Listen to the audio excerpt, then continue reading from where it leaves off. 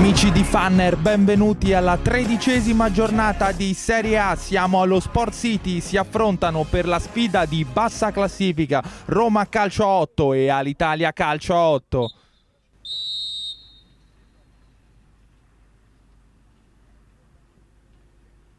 Solo il numero 7 Andreuccioli in area di rigore, fischia l'arbitro in questo momento. Il tiro e c'è la traversa di Petrucci sulla sua verticale per Maschietti che punta un avversario, lo salta, il sinistro in mezzo per Seferi, un ottimo dribbling e il sinistro! Il vantaggio della Roma Calcio 8, bellissima azione di Maschietti che serve Seferi. Lodi, sempre spalla alla porta, si gira sul sinistro!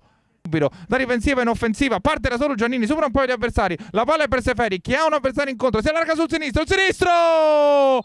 Il 2-0 della Roma Calcio 8, ancora Seferi, il suo sinistro letale.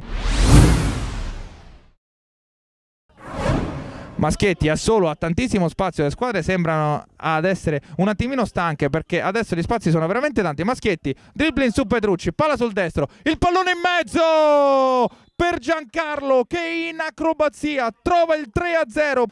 Sfera in possesso dell'Alitalia Calcio con Piergiovanni, lancio lungo a cercare di testa, subito il 3-1 di Andreuccioli. Ancora in mezzo a cercare Giannini di destra, fa la sponda per il numero 4, Guadagno, 4 come i gol della Roma Calcio 8 contro l'Alitalia Calcio su assist di Giannini. Ancora Seferi che si muove su tutto il fronte d'attacco usando le sue energie, il sinistro esterno a cercare Giannini.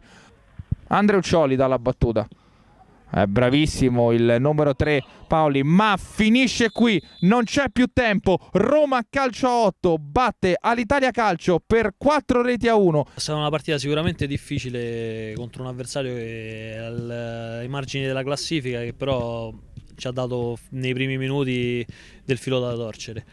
Sappiamo che ogni partita ha delle difficoltà e che dobbiamo affrontare adesso tutti gli impegni fino alla fine almeno del girone di ritorno, di andata, scusatemi, con il massimo dell'attenzione per cercare di tirarci fuori da questa situazione un po' difficile dove ci troviamo. La squadra ci teneva a dedicare questa vittoria a Mirko Tessina, al capitano, innanzitutto perché è il suo compleanno, quindi gli facciamo tante auguri. Poi sta passando un momento un po' particolare di lievitazione, per cui lo aspettiamo presto noi.